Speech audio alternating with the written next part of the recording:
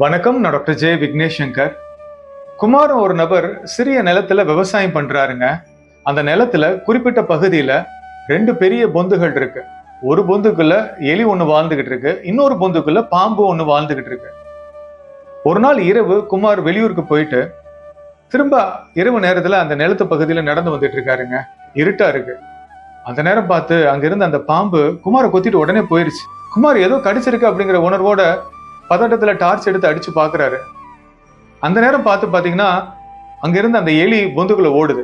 குமார் என்ன நினைச்சிட்டாரு அப்படின்னா, எலிதான் கடிச்சிருக்கு அப்படின்னு. எலி கடிச்சு என்ன ஆக போகுது அப்படின்னு ரொம்ப கேஷுவலா இருக்காருங்க. வீட்டுக்கு போயிட்டு சோப் போட்டு காலை கழுவுறாரு. அந்த பாம்புக்கு விஷம் அதிகமா இல்லைங்க. இருந்தாலும் பாம்பு கடிச்சத எலி கடிச்சதா குமார் நினைச்சதுனால அவர் இத பெருசா எடுத்துக்கவே கிடையாதுங்க. அவருக்கு எந்த பாதிப்பும் ஆகல. அடுத்த சில நாட்கள் கழித்து இதே மாதிரி இரவு நேரத்துல குமார் அந்த நிலத்து பகுதியில் நடந்து வந்துகிட்டு இருக்காரு. அந்த நேரம் பாத்தீங்கன்னா அங்க இருந்த எலி இவருடைய காலை கடிச்சிருச்சுங்க.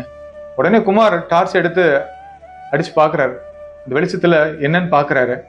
பார்த்தா பாம்பு ஒண்ணு அந்த பொந்துக்குள்ள போகுதுங்க. குமார் என்ன நினைச்சிட்டாரு அப்படின்னா, பாம்பு தான் அவரை கொத்தி இருக்கு அப்படின்னு. பதட்டமாறாரு, பயப்படுறாரு. பாம்பு கடிச்சா என்னென்ன ஆகுங்கிறது குமாருக்கு தெரியுங்க. அந்த சிம்டம்ஸ் எல்லாம் குமாருக்கு வர ஆரம்பிக்குதுங்க. வீட்டுல போய் சொல்றாரு, மயக்கம் போட்டுறாரு. ஹாஸ்பிட்டலுக்கு போய் அவர் அட்மிட் பண்றாங்க. மருத்துவர்களும் பல விதமான ட்ரீட்மெண்ட் அவருக்கு கொடுக்குறாங்க. இருந்தாலும் அவரை ரெக்கவர் பண்ண முடியலங்க. ஒரு கட்டத்துல மருத்துவர்களுக்கு தெரிய வந்ததுங்க, இது பாம்பு கடி கிடையாது அப்படின்னு. அதுக்கப்புறம் குமாருக்கு நம்பிக்கை அளிக்கிறாங்க, இது பாம்பு கடி கிடையாது, பயப்படாதீங்க அப்படின்னு சொன்னதுக்கு அப்புறம் தான் அவர் ரெக்கவர் ஆக ஆரம்பிக்கிறாருங்க. உடல் அளவுல மனதளவுல அவர் தெளிவடைகிறாரு. இப்ப நான் சொன்ன இந்த கதை நம்முடைய வாழ்க்கைக்கும் பொருந்துங்க. கொஞ்சம் யோசிச்சு பாருங்களேன். முதல்ல அவரை பாம்பு கடிச்சதுங்க குமார. ஆனா அவர் என்ன நினைச்சாரு, எலி கடிச்சதுன்னு. ஆனா எலி கடிச்சதுன்னு நினைச்சதுக்கு அப்புறம் அந்த பாம்பு கடி கூட அவரை எதுவும் பண்ணலைங்க. ஆனா அடுத்து பாத்தீங்கன்னா எலிதான் அவரை கடிச்சது. ஆனா இவர் என்ன நினைச்சுக்கிட்டாரு, பாம்பு கடிச்சதான் நினைச்சுக்கிட்டாரு. அதனால என்ன நடந்தது பாத்தீங்களா? பாம்பு கடிச்சதுக்கு உண்டான எல்லா சிம்டம்ஸும் அவர் வெளிப்படுத்த ஆரம்பிச்சாருங்க. இப்படிதாங்க மனமும் நம்மளை கட்டுப்படுத்திக்கிட்டு இருக்கு. நிறைய மிகைப்படுத்தின கற்பனைகள் மூலமாக நம்ம வாழ்க்கை இப்படி ஆயிடும் அப்படி ஆயிடும் அப்படிங்கிற சிந்தனைகள் மூலமாக நம்மள ஒரு மாய உலகில மனம் வாழ வச்சுக்கிட்டு இருக்குங்க. உண்மையை சொல்லணும் அப்படின்னா, நம்ம பயப்படுற மாதிரி எந்த ஒரு நிகழ்வும் நம்ம வாழ்க்கையில நடக்க போறது கிடையாதுங்க. மனதை பொறுத்த வரைக்கும் இந்த மாதிரி மிகைப்படுத்தின கற்பனைகள் மூலமாக நம்மளை கட்டுப்படுத்தணும்னு அது நினைக்குதுங்க. இதை புரிஞ்சுக்கிட்டோம்னாலே நம்ம வாழ்க்கையில நம்ம நிம்மதியா வாழ முடியும். வெறும் ஜீனியினால் செய்யப்பட்ட மாத்திரையை மருத்துவர்கள் பேஷண்ட் கிட்ட கொடுக்குறாங்க. நம்பிக்கையோட அந்த மாத்திரையை சாப்பிடுங்க, நோய்கள்ல இருந்து நீங்க குணமாவீங்கன்னு சொல்றாங்க. பேஷண்ட்டும் மருத்துவரே சொல்லிட்டார் அப்படிங்கிற அந்த முழு நம்பிக்கையோட அந்த ஜீனினால் செய்யப்பட்ட மாத்திரையை அவங்க எடுத்துக்கொள்ளும் போது அவங்க குணமாறாங்க. இதற்கு முக்கியமான காரணம் என்ன தெரியுமா? அந்த தீர்க்கமான நம்பிக்கைங்க. இதுதான் பிளசிபோ எஃபெக்ட்னு சொல்லுவாங்க. மனதுக்கு அந்த அளவுக்கு ஆற்றல் இருக்குங்க. இன்னொரு கான்செப்ட் இருக்குங்க, அது நொசிபோ எஃபெக்ட்னு சொல்லுவாங்க. உங்களை யாராவது காயப்படுத்துற மாதிரி பேசியிருக்கலாம், இல்ல தாழ்த்தி பேசியிருக்கலாம், இல்ல பயன்படுத்துற மாதிரி சில தகவல்களை உங்களுக்கு சொல்லியிருக்கலாம். அதெல்லாம் பர்சனலா நீங்க உள்வாங்கிக்கிட்டு நம்பிக்கையை உருவாக்கிக்கிட்டீங்கன்னு வைங்களேன், மனம் என்ன தெரியுமா பண்ணும்? அதை உங்களுக்கு நிஜமா உருவாக்கி காட்டுங்க. அமெரிக்கால ஒரு குறிப்பிட்ட பகுதியில வாழ்ற மக்கள் திடீர்னு பாத்தீங்கன்னா அவங்களுக்கு கண் பார்வை போயிடுச்சுங்க. ஆராய்ச்சியாளர்கள் ஆய்வு பண்ணி பாக்குறாங்க, என்ன காரணத்துக்காக திடீர்னு அவங்களுக்கு எல்லாம் கண் பார்வை போயிடுச்சு அப்படின்னு. அதுல என்ன தெரியுமா அவங்க தெரிஞ்சுக்கிட்டாங்க? சில வருடங்களுக்கு முன்னாடி ஒரு போராட்டத்தின் போது அவங்களுடைய நெருங்கிய உறவுகள் எல்லாம் அவங்க இழந்திருக்காங்க. அவங்க கண்ணுக்கு முன்னாடியே அவங்களுடைய உறவுகளை கொலை பண்ணியிருக்காங்க. இதை பார்த்த உடனே அவங்களுக்குள்ள மிகப்பெரிய தாக்கம் ஏற்பட்டதுங்க, பாதிப்பு ஏற்பட்டது. அது என்ன தெரியுமா? இப்பேற்பட்ட காட்சிகளை நான் பார்க்கணுமா, எதற்காக நான் வாழணும் அப்படிங்கிற மாதிரி மனநிலைக்குள்ள போயிட்டாங்க. எதிர்மறையான நம்பிக்கைகளை அவங்க உருவாக்கிட்டாங்க. இதனாலதான் அவங்கள நிறைய பேருக்கு பார்வை போனதாக ஆய்வுகளை சொல்றாங்க. நம்ம எல்லாருமே பிரபஞ்சத்துக்கிட்ட தொடர்ந்து கம்யூனிகேட் பண்ணிக்கிட்டே இருக்கோம். பிரபஞ்சத்தோடு நம்ம உரையாடிக்கிட்டே இருக்கோம். எப்படி தெரியுமா? நம்ம எண்ணங்கள் மூலமாக, உணர்வுகள் மூலமா, நம்ம பேசுற வார்த்தைகள் மூலமா, நம்ம செயல்கள் மூலமா. திரும்ப பிரபஞ்சம் நம்மகிட்டயும் அது பேசிக்கிட்டு தாங்க இருக்கு, உரையாடிக்கிட்டு தான் இருக்கு. எப்படி தெரியுமா?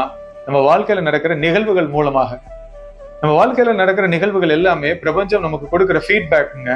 நம்முடைய வாழ்க்கையில சூழ்நிலைகள் சாதகமா இல்லை அப்படின்னா ஒரு விஷயத்தை நம்ம புரிஞ்சுக்கணும். பிரபஞ்சத்துக்கிட்ட நம்ம எப்படி உரையாடிக்கிட்டு இருக்கோம் அப்படிங்கிறத நம்ம விழிப்புணர்வோடு கவனிக்க ஆரம்பிக்கணுங்க.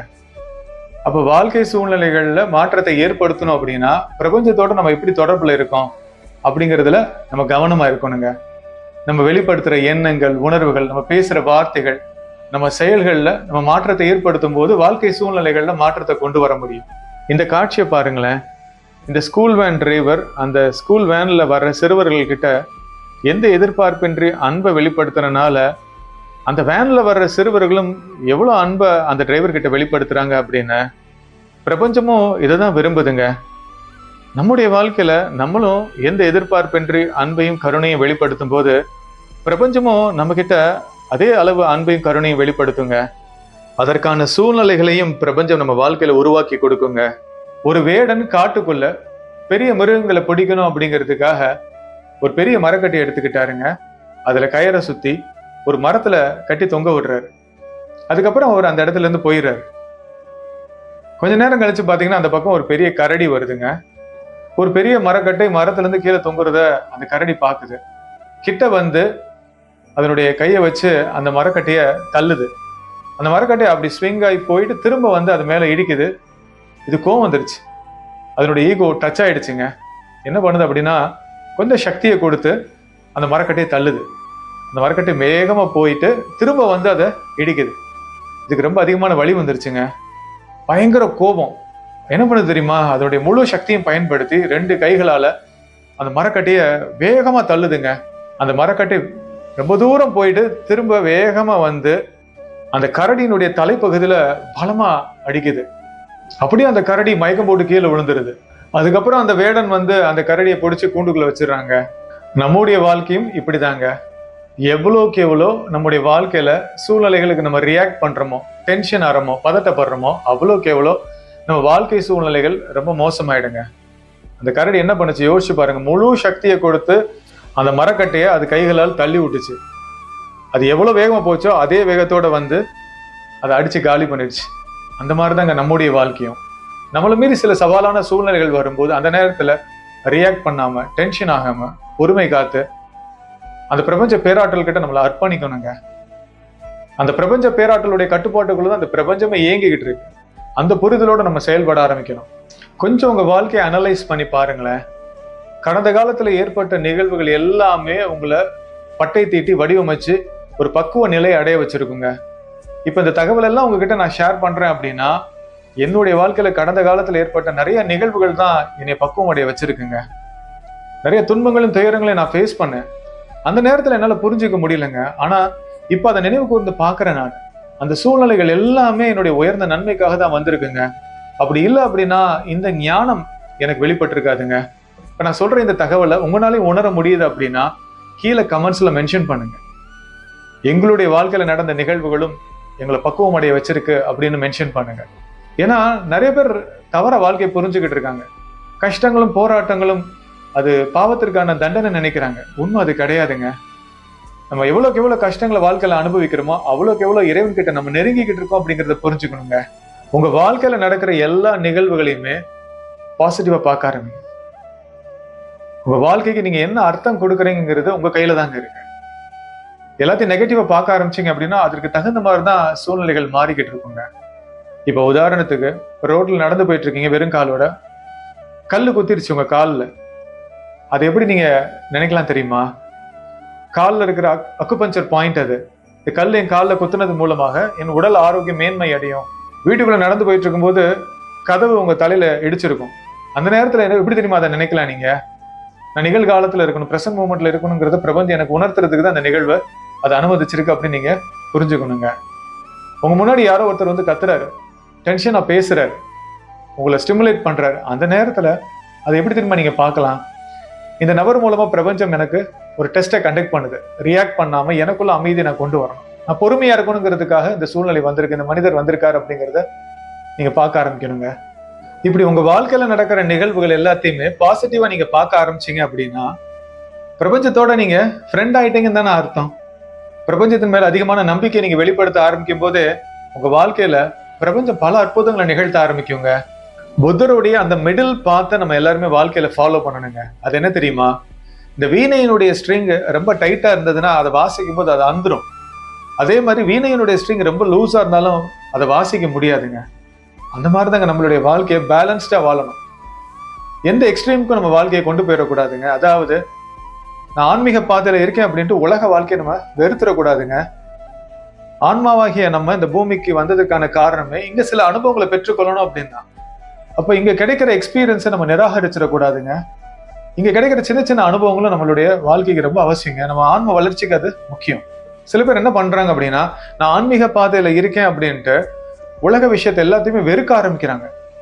இப்படி அவங்களுக்குள்ள நிறைய விஷயத்த அடக்கி ஆளும்போது, சப்ரஸ் பண்ணும்போது, அது அவங்களுடைய ஆன்ம வளர்ச்சிக்கு அது ஒரு தடையா கூட இருக்கிறதுக்கு வாய்ப்பு இருக்குங்க. சில பேர் என்ன பண்றாங்க, அவங்களுடைய ரூட்டை மறந்துடுறாங்க. இறைவனுடைய அம்சம் அவங்க தான் ஒரு ஆன்மாங்கிறத மறந்துட்டு இன்னொரு எக்ஸ்ட்ரீமுக்கு போயிடுறாங்க. உலக வாழ்க்கைக்குள்ள மூழ்கி போயிடுறாங்க. அப்படி வாழ்றதும் தவறுதாங்க. அதுவும் நிறைய மன அழுத்தத்தை கொடுக்கும் வாழ்க்கையில.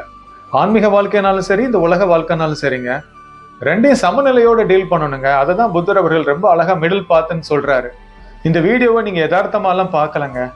பிரபஞ்சம் ஏதோ ஒரு விஷயத்த உங்களுக்கு உணர்த்தணும்னு நினைச்சது, அதனாலதான் இந்த வீடியோவை நீங்க பார்த்துட்டு இருக்கீங்க. அதனால உங்க வாழ்க்கை சூழ்நிலைகளை நினைச்சு கவலைப்படாதீங்க, நம்பிக்கையோட இருங்க. இந்த வீடியோல நான் சொல்லி கொடுத்த எல்லா வழிமுறைகளும் தொடர்ந்து கடைபிடிங்க. உங்க வாழ்க்கையில மிகப்பெரிய மாற்றங்கள் நிச்சயமா நிகழுங்க. யார் யார் எப்படிப்பட்டவர்கள் என்பதை அறிந்திருந்தும் அமைதியாக இருப்பவர்கள் தர்மத்தின் மீது நம்பிக்கை உடையவர்கள். தர்மம் வெல்லும் என்று இறைவன் கூறுகிறார். இந்த வீடியோவை லைக் பண்ணி ஷேர் பண்ணுங்க. என்னோட YouTube channel doctor Vignesh Shankar நீங்க சப்ஸ்கிரைப் பண்ணுங்க. நன்றி.